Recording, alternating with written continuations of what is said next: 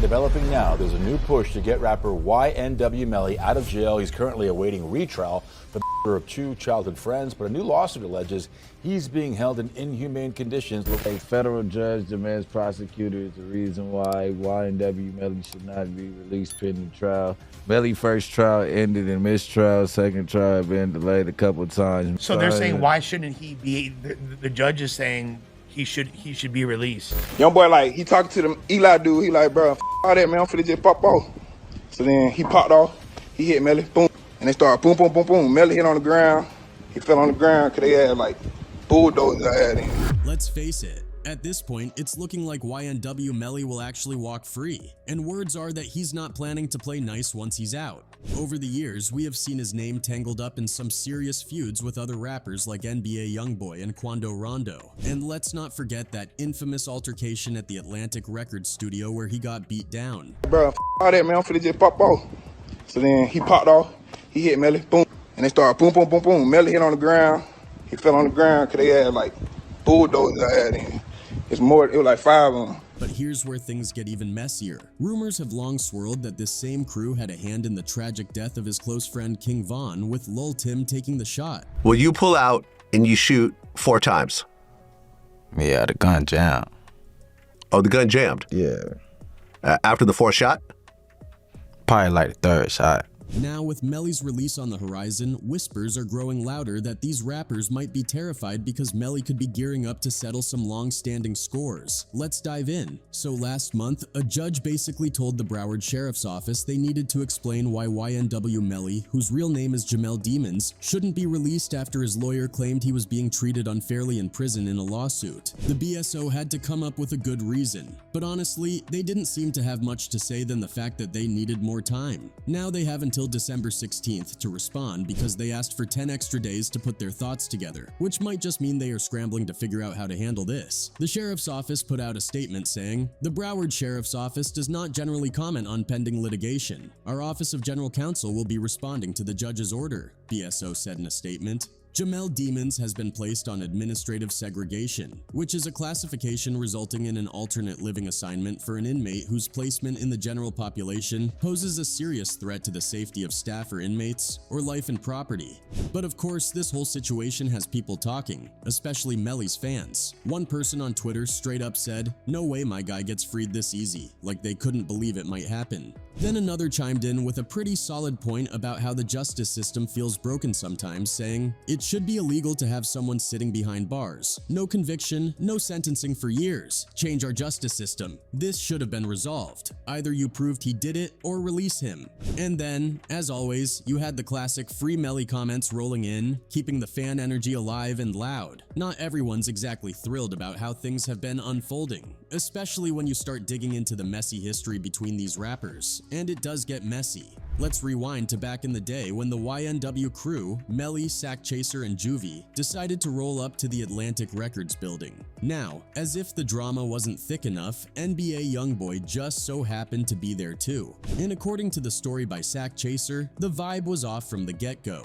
YoungBoy wasn't his usual self. He looked irritated, faded, or maybe a mix of both, like he already had a bad feeling about how the day was going to pan out. So, Sack Chaser and Juvie, probably just trying to keep things cool and read the room, asked YoungBoy if he was straight. But instead of de-escalating the tension, YoungBoy fired back with, "Are y'all straight?" And boom, that's when things got heated. So I asked, "You straight?" Me and Juvie were like, "Straight?" Then he was like, "Yeah, I'm straight." "You mean it? Yeah, I'm straight." Then he kept looking. And then I said, "Straight again?" And I said, "Asking you straight again?" His homeboys came creep-toeing like a penguin and then got down and asked him, they were just talking.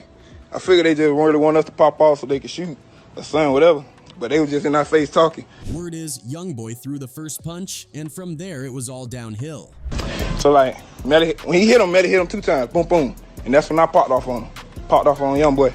And then his came after me. So then YoungBoy tried to jump, come hit my ass too, and Melly caught his ass, boom. Bro, all that, man, I'm finna just pop off. So then he popped off, he hit Melly, boom. And they started boom, boom, boom, boom. Melly hit on the ground. He fell on the ground because they had like bulldozers I had in. It was like 5 of them.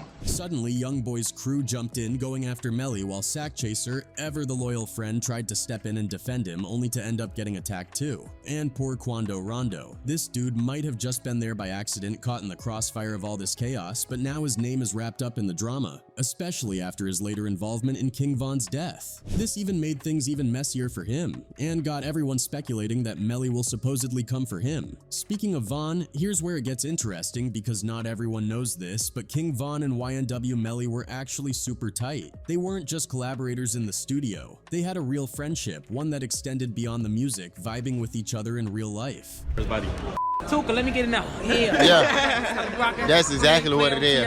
Tuka, OTL, YCL, YNW. Even when Melly got locked up, they kept that bond going, which says a lot about how close they were. Fast forward a few months and we've got King Von on Instagram Live just doing his thing when out of nowhere someone plays a YoungBoy song. And Von just was not having it. He went off saying stuff like, "He's talking crazy, he ain't even like that. I'm on his now. You got caps in your raps." YoungBoy talking about on this song, bro. What? He talking crazy on this man. Oh yeah? He ain't even like that. Oh! On his now. On his That's cap. You got cap. Von was fired up, calling out what he saw as straight up cap and making it crystal clear he wasn't here for the games. See, for Von, the beef between YoungBoy and Melly wasn't just some industry drama, it was personal. Von was letting the world know he had picked his side, and he wasn't afraid to back it up. Even though YoungBoy didn't respond right away, the message was loud and clear. And then, Von took things up a notch, posting a picture with YoungBoy's baby mama, Jania, conclusively throwing fuel into the fire. What had been a one-sided beef was now fully two-sided, and there was no turning back. YoungBoy, being who he is, wasn't about to let that slide. He clapped back hard, posting a photo with his son and writing something like, "I'll make sure my son your daughter since you trolling." But he wasn't done. To really twist the knife, YoungBoy hit the studio with Asian Doll, King Von's ex. He didn't even need to say Von's name. Everyone caught the shade. Von, though, wasn't one to back down. He tweeted something like, "You're hot garbage," and hinted he had dirt on YoungBoy's baby mama that could seriously mess with him. This whole thing spiraled into one of those beefs that felt bigger than the music, like it was about respect, pride, and territory. And while all this was brewing, Melly, locked up and fighting his own battles, was caught in the middle of a storm he didn't even seem to be actively part of anymore. It's wild how quickly things escalate in this world, where one misunderstanding can snowball into an all-out war, and friendships, careers, and even lives get pulled into the chaos. The beef was already blazing hot, and then YoungBoy dropped Dead Trolls. This was a track that landed like a haymaker, hitting harder than Mike Tyson in his prime. It was like pouring gasoline on an already raging fire, and things got real on November 6, 2020. That night, King Von rolled up on Quando Rondo outside an Atlanta hookah lounge, and before you knew it, punches were flying. Von, never one to back down, threw the first few hits, catching Quando off guard. Apparently, Quando didn't even recognize Von at first, claiming he didn't expect someone he respected to swing on him like that. The tension between their camps was at an all-time high, and it was only a matter of time before things boiled over. In the blink of an eye, the fight escalated into something way more deadly. In the middle of all that chaos, Von was fatally shot by Quando's guy, Lil Tim. Will you pull out and you shoot 4 times? Yeah, the gun jammed. Oh, the gun jammed? Yeah. After the 4th shot? Probably like the 3rd shot. Just like that, a rising star was gone, and it seemed like YoungBoy's camp had the upper hand. But instead of cooling off, YoungBoy doubled down, pouring more salt into the wound with diss tracks like Bring the Hook. The disrespect was blatant, with lines that cut deep, taking direct shots at Von's legacy and stirring up the rap scene like never before. The beef didn't just stay in the music, it bled into social media, with both sides making it clear that they weren't afraid to escalate things further. YoungBoy kept the pressure on with his track No Switch, where he rapped about Lil Tim jumping out of the truck that night, an outright reference to the incident that ended Von's life. The track was more than just a song. It was an open threat, showing that YoungBoy wasn't about to back down. He even doubled down with the line about being a rappin' slayer, further taunting Von's legacy. And Quando Rondo, he wasn't staying quiet either. He dropped his own tracks that felt like responses to the ongoing drama, not even trying to hide the fact that he was addressing what happened. In one song, he rapped about "Blood on your brother on the ground, go pick your mans up," a line which fans immediately connected to Von's death. Quando claimed self-defense, saying it was a life-or-death situation that night in Atlanta, but his music made it clear he was more than willing to keep playing this dangerous game. This whole saga is one of those messy, tangled stories where egos, pride, and testosterone collide, creating a recipe for disaster. It's no wonder some rappers are nervous about Melly's potential moves once he's back on the scene. And speaking of Melly, you have got to wonder, what sparked all this chaos between his crew and NBA YoungBoy's camp in the first place? Here's where things get really layered. There wasn't any direct beef between Melly and YoungBoy themselves, at least not at first. But in the rap game, sometimes it's not about what you have done. It's about who you're cool with. And Melly? Well, he happens to be tight with Fredo Bang, as you can see here. I make a bitch disappear, yeah. He said the this I didn't hear, yeah. I make your mom disappear. And that's where the trouble starts. Fredo Bang and YoungBoy have a history that's rockier than a gravel road. You ain't no you won't be like me. You write me all day. You a man, I could double back. Hey, I could any nigga gonna try to double back and I could your mama. Man, somebody go help little brother out, bro. He angry, dog. He angry. Talking about dead pot and It ain't like I'm on this bitch talking about Fat Boy and that extra large coffin he got. The bad blood goes way back and ties into the long-standing feud between Fredo's TBG, Top Boy Gorilla Crew, and YoungBoy's NBA, Never Broke Again camp. The whole thing allegedly kicked off when G Money, a prominent member of TBG, got involved with YoungBoy's sister. What started as personal drama spiraled into a full-on feud between G Money and YoungBoy. Now here's the kicker. Fredo was locked up when this all went down. By the time he got out, G Money had tragically passed, and Fredo seemed to pick up the torch, keeping the beef alive. There are even rumors swirling that Fredo sent his guys after YoungBoy during a festival in Miami, an incident that turned into pure chaos. An innocent bystander got hurt, and YoungBoy's girl, K. Marie, ended up injured as well. So fast forward to that fateful day at the Atlantic Records building. Maybe that's why YoungBoy was already on edge when he saw Melly. Even if Melly wasn't directly involved in the TBG NBA beef, his connection to Fredo might have been enough to set YoungBoy off, and from there, things escalated fast. Just a couple of months after the dust settled from that whole Atlantic Records drama, things took an even darker turn. In February 2019, two of Melly's closest friends, YNW Juvie and YNW Sackchaser, were tragically offed. 5 years ago today, he was locked up for two of his best friends. Now, the evidence against him is astonishing. But he's gonna get away with it. At first, it looked like a drive-by shooting, just another grim headline in the rap world, but then things started to get really sketchy. It all started when Bortland burst into a hospital, completely panicked and yelling about a tragedy. He told the staff that Juvie and Sackchaser had been shot and were in bad shape. Continuing to publish.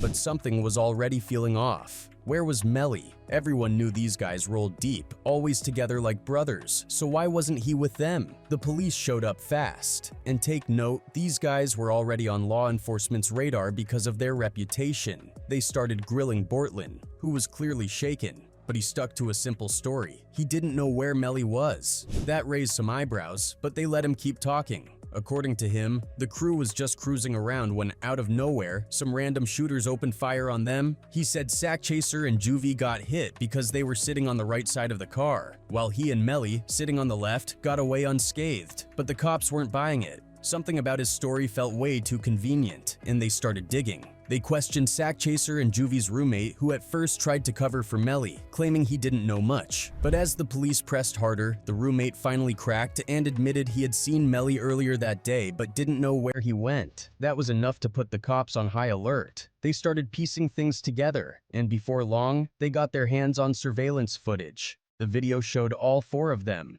Melly, Bortland, Sackchaser, and Juvie, getting into the same car.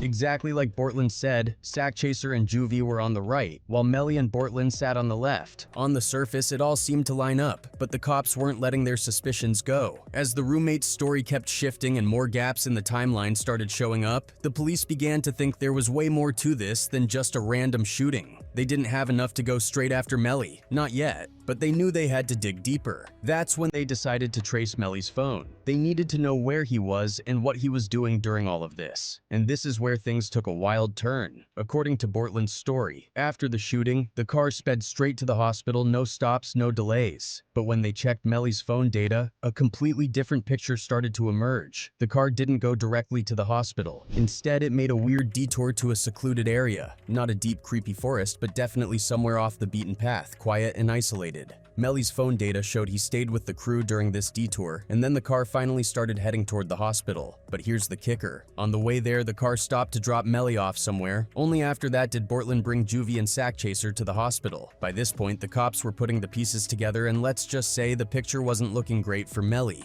Between the phone data, the conflicting stories, and that suspicious detour, it started to feel less like a random attack and more like what was premeditated. Could Melly actually be involved? Honestly, the way things were adding up, it was getting harder to think otherwise. Now here's the thing about investigations. Having a theory isn't enough. You need solid, irrefutable evidence. So the police decided to check out the supposed location of the drive-by. They showed up, asked around the area, and nothing. No witnesses, no reports of gunshots, just radio silence. Suspicious, right? But the cops didn't stop there. They brought in a K9 unit to search for evidence, thinking, let's see if there's anything here. And sure enough, the dog didn't find a single shell casing or anything else to suggest a shooting happened at the alleged spot. Then they took the same dog to that secluded area from the phone data, and guess what? Jackpot. The dog picked up on something almost immediately. And before long, the police found shell casings scattered around. To item number 1, back on the south side. Can you describe what we're looking at in this photo here with photo marker number 1? Yes. The shell casing, spent casing.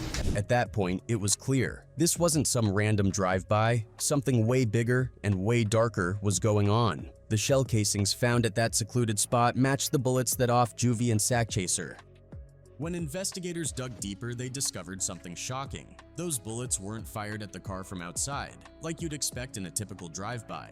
The shots came from inside the vehicle, and the fatal ones fired from the left side, right where Melly and Bortland were sitting. Prosecutors shared photos from the Miramar Police Department. The first image illustrates how authorities believe all 4 men were seated in the vehicle when the crime took place. Other photos mark bullet trajectory in the vehicle with blood clearly visible all over the car. Prove the drive-by was staged. Several shots actually came from inside the vehicle. The prosecutor also used cell phone tracking data to prove Melly was at the scene of the crime. So if it wasn't a random ambush, then what on earth happened in that car? By now, the evidence was stacking up against Melly, but the big question loomed, why? These weren't just friends. They were practically family. Melly had known both of them since kindergarten, had their names tattooed on his face while they were alive, and genuinely seemed to care about them. Remember when I told you they were his best friends? Well, he was so close to them that he had their names tattooed on his face while they were alive. They've known each other since kindergarten. What could have driven him to allegedly do something so unthinkable? The cops tried everything to crack the case, even pointing to his rap lyrics as if they held some kind of secret confession. But let's be real, lyrics aren't going to fly as hard evidence in court. They needed something solid, a motive, a weapon, something. They hauled Melly in for questioning, hoping to trip him up, but he stayed cool as ice, even calmly correcting them when they mispronounced his name. For Bortland, it was the same deal. He stuck to the script, leaving investigators pulling their hair out. With no confession and no clear motive, the cops hit a roadblock. Desperate to buy time, they slapped Melly with unrelated charges to keep him behind bars while they worked on their case. A month later, they officially charged him with double MDR. Bold move, but risky. Without a motive or MDR weapon, it was all circumstantial. Ballistics, phone data, and gaps in the timeline. It painted a shady picture, but was it enough to convince a jury? The prosecutors stumbled big time. They couldn't tie the weapon to Melly, couldn't explain why he would do it, and when the defense pressed, their answers fell apart. Sure, the evidence was suspicious, but suspicion isn't proof. And without proof, the jury couldn't convict. In the end, after months of harsh conditions in jail, including solitary confinement and accusations of an escape plot, plot, the case against Melly felt more like a house of cards. The question still lingers. Did Melly do it, or was this all a tragic misunderstanding? For now, the answer remains as murky as ever, but all we know is Melly will soon be a free man again.